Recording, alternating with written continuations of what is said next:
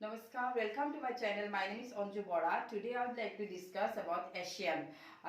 More agor class to moi tumalukok European Union or bikhoye alochona korisilu jetu class 12 for alternative center of power eta topic ke. Okay, yat sarita organization or bikhe pohibo lagibo boli moi koisilu European Union, ASEAN, SAARC aru last or to ki asile tobar BRICS or pore.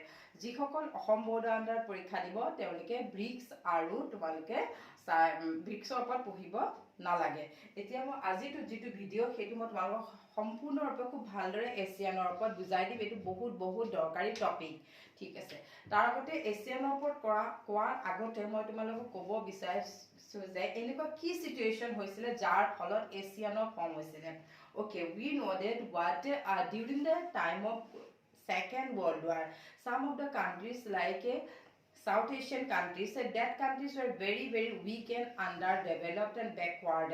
After what is the end of the Second World War, this country tried to develop their economic and political side, and they tried to eradicate their poverty.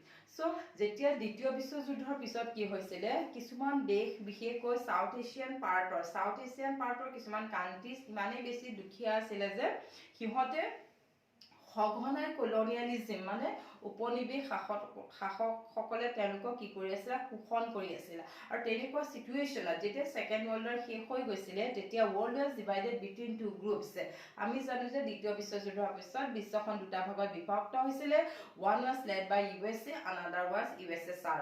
Okay, these two superpower pressurized these South Asian countries to alliance with them, but these South Asian countries they did not alliance with any one of them আৰু তেওঁলোকে super power দুটাৰ লগত alliance নকৰাৰ উপৰিও নামৰ লগতো তেওঁলোক অন্তৰ্ভুক্ত নহলে so they try to develop their own self and they form one organizations okay that organization was known as ASEAN Association of Southeast Asian Nation commonly known as ASEAN. It was established in 1967 okay এনেদৰে কি হৈছিল এছিয়ানৰ জন্ম হৈছিল at the beginning how many countries that they signed Bangkok Declaration 5 countries how many countries 5 countries কোন কেখন কান্ট্ৰিছে Bangkok Declaration sign কৰিছিল আৰু sign কৰাৰ পিছতে কি হৈছিল এছিয়ানৰ ফৰ্ম হৈছিল so these are the countries Indonesia Malaysia Philippines আৰু কি আছিল থাইল্যান্ড আৰু সিঙ্গাপুৰ এই পাঁচখন কান্ট্ৰিজে কি কৰিছিল তেওঁলোকে 1967 ত Bangkok Declaration বুলি এখন এগ্ৰিমেন্টত সাইন কৰিছিল after that it become form ASEAN so it was established in 1967 okay পিছলো কি হৈছিল gradually কিছু পাঁচখন আৰু কান্ট্ৰিজ ইয়াৰ লগত কি কৰিছিল এড হৈছিল আৰু এতিয়া বৰ্তমান এছিয়ানৰ সদস্য সংখ্যা কিমান হৈ গ'ল 10 তোমালোকৰ কিতাপত সুন্দৰকৈ দি থোৱা আছে তোমালোকে সেইখিনি চাবা আৰু এনেদৰে কি হৈছিল এছিয়ানৰ জন্ম হৈছিল Asian is what Association of Southeast Asian Nation commonly known as ASEAN. It is what intergovernmental organization. So what is this? It is intergovernmental organization established in 1967. Founder countries 5 কোন কেখন আছিল একেখন Indonesia Malaysia Philippines, Singapore and Thailand. Okay, এখিনি আছিল এছিয়ানৰ ইন্ট্ৰোডাকশন আৰম্ভণি তাৰ পিছত কি হৈ গৈছিল What is the aim of ASEAN? It is important যে এছিয়ানৰ উদ্দেশ্য কি উদ্দেশ্য এছিয়ান এস্টাবলিশ হৈছিল Number 1 there are two objectives of ASEAN establishing First one is primarily to accelerate growth and development of economic side. Arthik diktu unnayan korar karone South Asian country bilakor arthik diktu unnoti koribor karone ki hoisile ASEAN or jonmo hoisile. Arthik dikhor logote aru kihor oporot gurutto disile social and cultural. At the beginning ASEAN wanted to develop the economic with social and cultural side of this South Asian nation.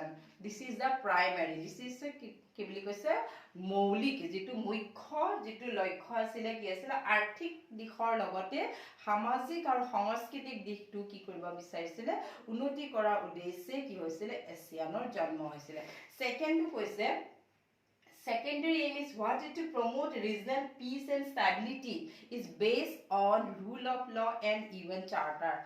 UNৰ rule of law আৰু UN Charter ওপৰত বেছ কৰি এছিয়ানৰ যিবিলাক countries আছিলে সেই 5খন কাণ্ট্ৰিজৰ কি কৰিব বিচাৰিছিলে শান্তি আৰু নিৰাপত্তাটো তেওঁলোকে এষ্টাব্লিছ কৰিব বিচাৰিছিলে এই উদ্দেশ্যে কি হৈছিলে এই দুটা মুখ্য উদ্দেশ্য লৈ পেলাই 1967 ত এছিয়ানৰ জন্ম হৈছিলে so this two objectives is very important exam এটো বাৰে বাৰে সুধি থাকে write in two objectives of ASEAN.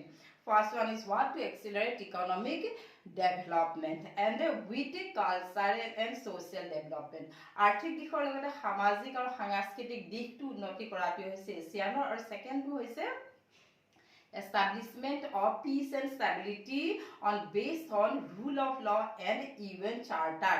Jehetu these are the peace loving countries, they signed a peace agreement in 1945 when the UN was established. Hekarone UN or jikhini rules ase tar upor base kori teloke South Asian countries bilakor ki koriba bisarisile shanti aru sthayitto tu teloke bojai rakhibo bisarisile ekhini asile aim.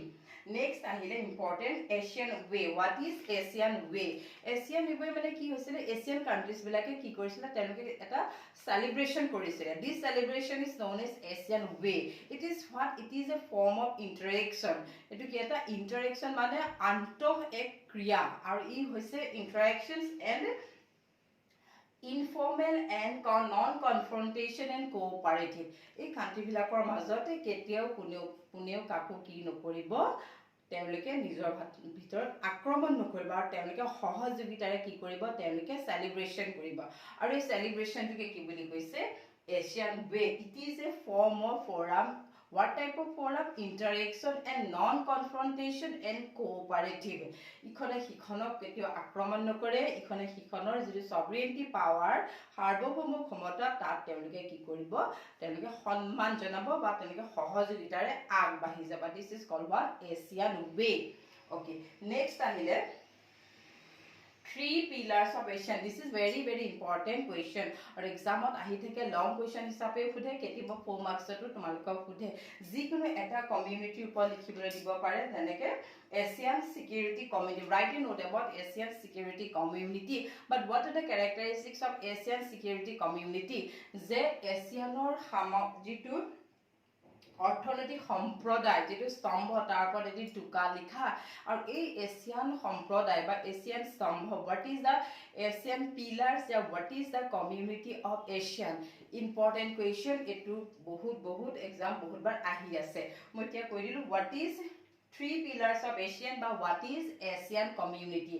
ASEAN community is what? Three pillars. These are the three pillars. These pillars are what? ASEAN communities, ASEAN security communities, ASEAN economic communities and ASEAN socio-cultural communities. এই কেটাকে security community, economic community, socio-cultural community অসমীয়াত হ'ব এছিয়ানৰ নিৰাপত্তা সম্প্ৰদায় এছিয়ানৰ অৰ্থনৈতিক সম্প্ৰদায় এছিয়ানৰ সামাজিক আৰু সাংস্কৃতিক সম্প্ৰদায় এই তিনিটা সম্প্ৰদায় এই তিনিটা স্তম্ভ কি বুলি কৈছে এছিয়ান পিলাৰ্স বুলি কৈছে এছিয়ান স্তম্ভ. These are the known as three pillars. The security community, economic community, socio and cultural community togetherly known as what? Three pillars of ASEAN or ASEAN community. This is very important. What is ASEAN community? Eta tumalike matro ei tinita kotha likhi it's known as what? ASEAN community. Why these three pillars established? Because at the beginning ASEAN was established only for the economic and cultural development, social development. Jetia ASEAN e dekhile je biশ্বর বিভিন্ন দেশবিলাক সকলো দিশত আগবাঢ়ি গৈছে first development in global side গুটে বিশ্বখন যেটা খুব সাংঘাতিক ধৰণে develop হৈছে এছিয়ানে ভাবিছে আমাৰ যেটো ডেভেলপমেন্ট আমাৰ যেটো এইম আছে we have to change our aim or তেতিয়া কি কৈছে beyond this economic social and cultural ASEAN wanted to develop another side. So that's why they established these three pillars. Are these three pillars known as what? ASEAN community.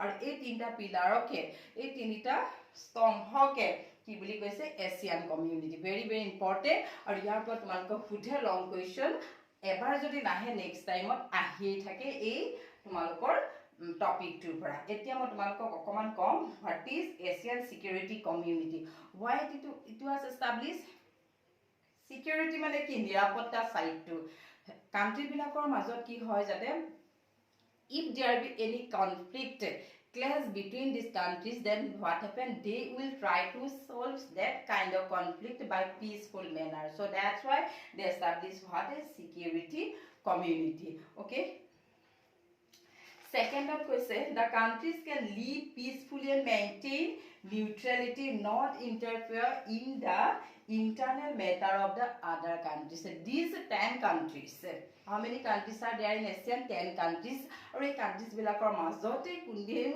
ikhone hikhono keteo akromon nokore ar kuneu karo internal matter of keteo disturbance nokore okay next তেওঁলোকে কি কৰিলে they established what Asian Regional Forum in 1994 for the trade development কাৰণে তেওঁলোকে কি কৰিলে ARF establish কৰিলে important next আহিলে Asian Economic Community আৰ্থিক দিশটো ডেভেলপমেন্টৰ কাৰণে they create a common market তেওঁলোকে এখন এনেকুৱা মাৰ্কেট সৃষ্টি কৰিছে য'ত তেওঁলোকে প্ৰডাকশন যিবিলাক প্ৰডাক্ট হয় সেইবিলাক তেওঁলোকৰ মাজতে কি কৰিব পাৰিব selling and buying কৰিব পাৰিব আৰু next কৈছে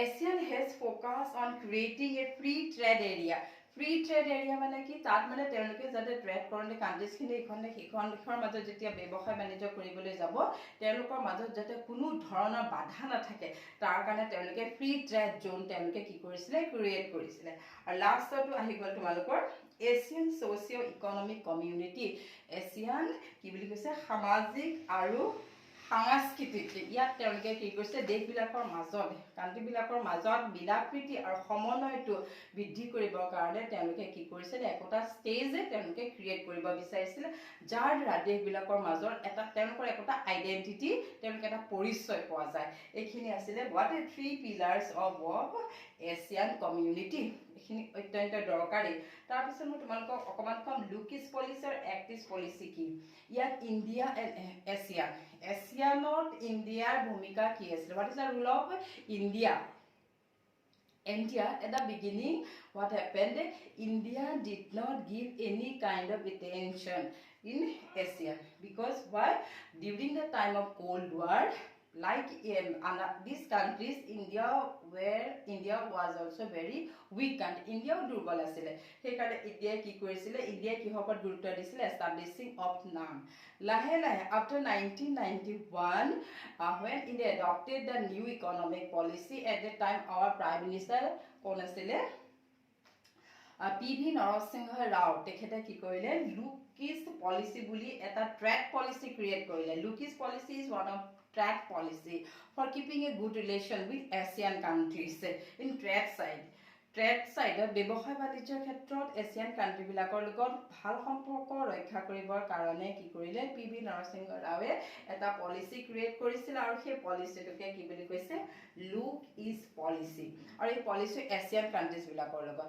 আৰু নৰেন্দ্ৰ মোদীৰ গভৰ্ণমেণ্টে কি কৰিলে 2014ত ইয়াক কি কৰিলে কাম ফৰৱাৰ্ড অকমান বেছি ডেভেলপ কৰি পেলাই ইয়াক কি কৰিলে এক্টিভ পলিসি হিচাপে নাম দিলে বাকি তেওঁলোকৰ এইমছটো একেই আছিল আৰু এইখিনি আছিল ইয়াকে 3C বুলি কৈছে জিটু ইণ্ডিয়ান এছিয়ানৰ জিটু ৰোল আছিল হেতু 3C কৈছে 3C মানে কি হৈছে commerce culture and connectivity these 3C is known as three pillars of Asian relation it's called 3C আৰু এইখিনি আছিল আজি এছিয়ানৰ ওপৰতে ব্যৱসায় বাণিজ্যক লগত আৰু যোগাযোগৰ লগত ভাল সম্পৰ্ক ৰক্ষা কৰিবৰ কাৰণে কি কৰিছিলে 3C to create কৰিছিলে আৰু এই আছিল ইণ্ডিয়া আৰু এছিয়ানৰ ৰিলেশনশিপ the student এইখিনি আছিল ইম্পৰ্টেন্ট এছিয়ানৰ ওপৰত আৰু তোমালোকে নিশ্চয় বুজি পাইছা তোমালোকে জানিব লাগিব কিমান কেইখন কান্ট্ৰিজ আছিল 5 কান্ট্ৰিজ আছিল তাৰ পিছত what is Asian way what is three pillars what is Asian communities and what is Lukis policy and what is act is policy and these are some important questions from this chapter I hope you like it আজি ভিডিওটি বানি আছিল thank you